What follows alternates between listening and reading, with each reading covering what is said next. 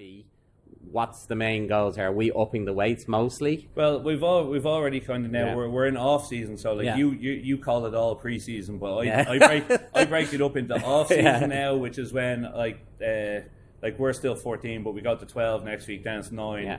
Like it's colder, the ball's not flying as far, Yeah. etc. Like, so this is the time you should be putting in your kind of weight room work. Like this is where like you train at home, so you do one with me. I'll give you your programs to do the other days. So what we're now working is more of our bigger exercises. Like, so we've upped your deadlift. Like, it's not massive numbers, but we're probably but we're probably 25% up on where we were before. But what we were doing was we were doing like higher reps maintenance work, whereas now we're going into lower reps and kind of using, like we did the wave last week, like we're doing a couple of sets of 6, a couple of sets of 5 and 4 and pushing the weight up a little bit. So we're really trying to get the strength in now. Then what we want to do is maintain that strength while we go into a bit more volume, add more reps in, which is put lean mass on, more muscle mass, and then obviously just maintain that when we come into season sort of thing. So like you might do 3 to 4 exercises now, then in pre-season it might go to 3 resistance, and then in season 2 a week.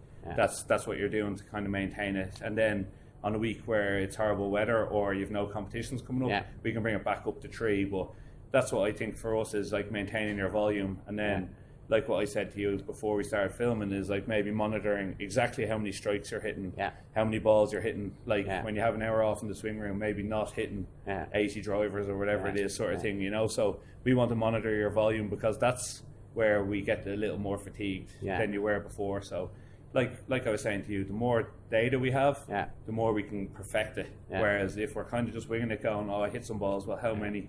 How long were you training for? Like, did you eat after? Those sorts of things.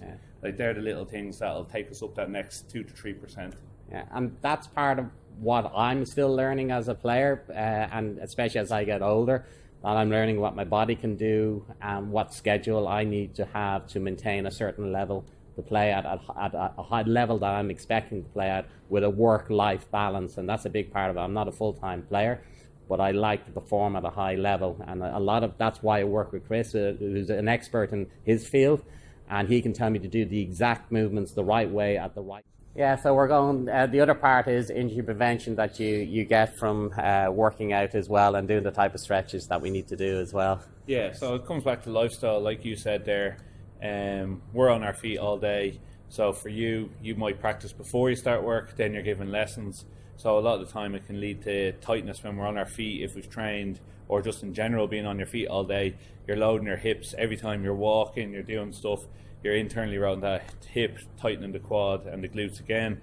So this stretch here, I'll take the mic, your hip flexor stretch. So this is one that in the initials, so even come a little bit further out with your knee here. So this would be more a little beginner-ish of where we started. So this would be the position we were in, and then bring this hand up. So you can kind of see you're stretching your quad, a little bit of hip flexor, QLs on the back here, and then your lats. So then as you get a little bit more advanced, we're going to scoot the knee back a little bit. So I want it more under your ankle, and now really reach those fingers up to this guy. Stretch there now. So now you're going to feel a good stretch, but only because you've done this so much now. He laughs because he probably hasn't been doing it in the last few weeks. Not right. So it's stretching out, and if you do the other side, we'll get a better picture on the camera. So again, feels quite good at, if you can bring your knee back a little bit further, getting it back below the ankle, lean the glute back to the ankle and drive up. So that's quite advanced. The knee quite close to being directly under the ankle. If you're starting off with beginners, I would start out here, and then as you feel the stretch ease off and it's getting too easy, we come more back directly under the ankle. It's definitely easier on that side. It's definitely easier on that side because you're right-handed. Your right side is going to feel like your leg's nearly about to snap, and your left leg will feel like, oh, that's not really much of a stretch at all, just because you become so dominant on one leg. And that helps basically what we were talking about with the rotation through. That's why I'm actually quite, what I feel is flat-footed, but it's not really that. If you can do that stretch for a minute on each side twice, 4 minutes in the morning or evening every day for a couple of weeks, and then even just start doing it every second day, you'll notice a massive difference in your swing. Like I was kind of saying to you, is like I have a lot of older lads who have never touched a weight in their life, no resistance work, but play golf 2 or 3 times a week. We came in, we gave them like something similar at this stretch, few more stretches, a little bit of floor work, body weight exercises. They might come to me once a week, then do 2 at home alone, and they notice straight away within 2 to 3 weeks, carrying the ball further, not getting stiff. When they drive home and they're getting out of the car, they're actually able to hop out of the car, etc. Play 3 rounds, no bother, whereas they used to pull off a lot because like, I'm still tight from Wednesday, so I'm not going to play Saturday, etc. So even just doing that little bit of mobility there will help your performance on the golf course. I definitely did a fair bit of that with Chris in the beginning, and then a few other drills to do with my shoulders, but it's definitely made a massive difference to how I move my legs. But going forward, it's also what I'm still going to be working on, because we were talking a little bit about that, what you did in the beginning. You still maintain doing that because it's where you need to be to start off. In your program, you'll notice we have 5 to 6 staples that every week you'll split squat, you'll lunge, or you'll do some sort of quad dominant hip opening stretch or exercise, and that will always go all the way through. Like, I'm training 12, 13 years myself, strength wise. I still split squat once or twice a week. So it's just something we build into it. It's like, everyone kind of always says is like, oh, I've been doing this for ages, I'll change it. But it's actually just repetition. Like, the human body takes, they say, 10,000 repetitions for something to become habit.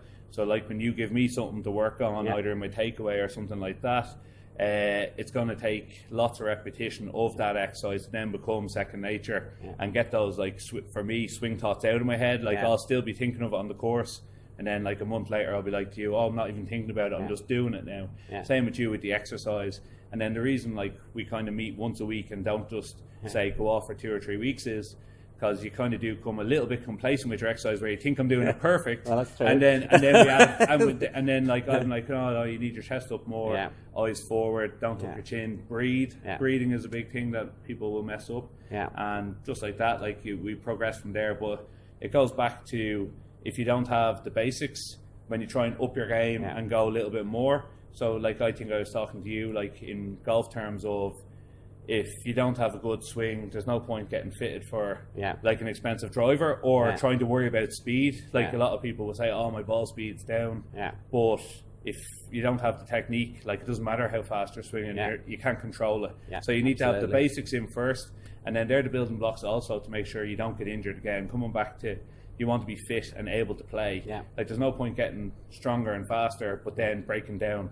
So you have to have the balance of everything. You want a bit of everything. And again, like I said, that was our first year. We've come a long way in a year. In another year now, you're starting off next season, even if it started today, your actual season, way ahead of where you were last season and the year before. So hopefully the results can only go one way. Yeah, and I agree with that. And like, part of what I've learned from that is that, I think I said it earlier, I feel stronger maintaining the type of ball striking I do over a period of time. And I feel like, actually, if I want to, as much as I need to keep an eye on the amount of time I actually practice, is I actually can hit more balls at a higher quality level as well. And a lot of my goals, even going forward for next year, will be quite similar to the ones of this year. Obviously, I want to hit it longer. Not the rough one as much, because I think I'll have a bit more control, but we're going to be working on areas of my body to give me that more control. And again, to maintain my ball striking, and a little bit more on nutrition probably this year, if we can really push me to do it. And to be honest, if I can maintain my life balance time-wise, the rest time basically as well. The fuel one is a simple one. I said to you, I use the same analogy with everyone. If you need to drive to Galway, you have a half a tank of gas in the car, you're not getting there. Like, so if you're trying to win a competition and you run out of juice on the 13th, you've still 5 holes, like whatever, 25-30% of your round left. Like, if someone else is fueled up better, or like, you don't like snacking on the course, that's something where I was like, water and snacks just to bring in. It doesn't have to be much, but like, a lot of the fueling is done before. You want to be, like, even going back to my rugby days, they always said the morning of, you shouldn't be stuffing yourself. You should be 85% full from the day before. So that's where I was saying to you, is like, take an easier day the day before. We add a little bit extra carbs or food in that day, and then you just have your usual breakfast and maybe an extra bit of a carb drink or something along those lines, or a Lucozade Sport in the bag, just to keep topping up the glucose while you're going around the course. And because if you get tired and you get dehydrated and your muscles start to fatigue, then your concentration goes, and if that goes, then your round's only going to go one way. And that's important. So for this off season, like I'm doing, start working on your body, Come for golf lessons to work on areas that you feel you need to work on. Don't try and develop all of this through the summer months. The summer months are more about getting out there and maintaining your body, which is what Chris has just been talking about, and not rebuilding it during the summer months. The winter is what that's for. And the same with the golf swing. I do rebuilds in the golf swing, and in the summer months it's just about maintenance. So if you really want to bring your game on from strength to strength, it's not just the golf swing, it's not just the golf equipment. You need someone exactly like Chris Caldwell, who understands the golf game because he's a good player as well. He knows the body parts that need to be developed for you as an individual, not as a general statement, like he's been doing with me as well. So I hope you've enjoyed this. If you want more information, Chris is here at the Muscle Clinic, and it's CC Fitness, and I'll be adding his email address down the bottom. And my name's William Noble. My web address is www.williamnoble.ie, and this is Chris Caldwell at the Muscle Clinic and CC Fitness. I'll speak to you soon. Okay, bye.